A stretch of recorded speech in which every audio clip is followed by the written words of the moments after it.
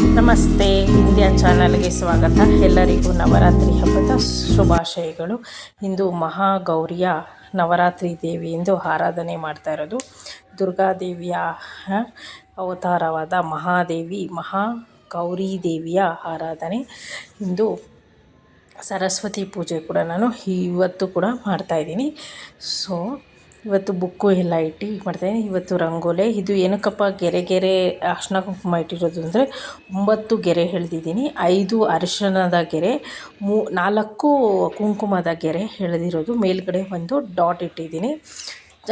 ಚೆನ್ನಾಗಿ ಕಾಣಲಿ ಅಂತ ಅರಿಶಿನ 4 ದಿಕ್ಕಲ್ಲಿ ಇಟ್ಟಿದ್ದೀನಿ.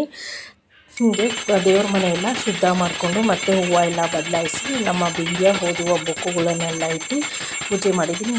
ಮಹಾಗೌರಿಗೆ ತೆಂಗಿನಕಾಯಿ ಹೊಡೆದು ಪೂಜೆ ಮಾಡಬೇಕು. ತೆಂಗಿನಕಾಯಿ ಹೊಡೆದು ಪೂಜೆ ಮಾಡಿದ್ದೀನಿ. ಇವತ್ತು ಸಂಪೂರ್ಣ ಎಲ್ಲ ಅಲಂಕಾರ ಮಾಡಿ ರೆಡಿ ಮಾಡಿ ಕೊಟ್ಟಿದ್ದು ಬಿಂದ್ಯಾನೇ ನಾನು ದೀಪ ಹಚ್ಕೊಟ್ಟೆ.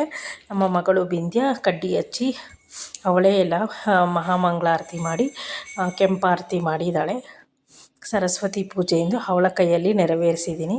ಅವಳು ಎಲ್ಲ ಕಲೀಲಿ ಅಂತ, ನಮ್ಮ ಹಬ್ಬಗಳನ್ನೆಲ್ಲ ಅವಳು ಆಚರಣೆ ಮಾಡಲಿ ಅಂತ ಅವಳ ಕೈಯಲ್ಲಿ ನಾನು ಪೂಜೆನ ಮಾಡಿಸ್ತಾ ಇದ್ದೀನಿ. ಈ ವಿಡಿಯೋ ಇಷ್ಟ ಆದರೆ ಲೈಕ್ ಮಾಡಿ, ಶೇರ್ ಮಾಡಿ.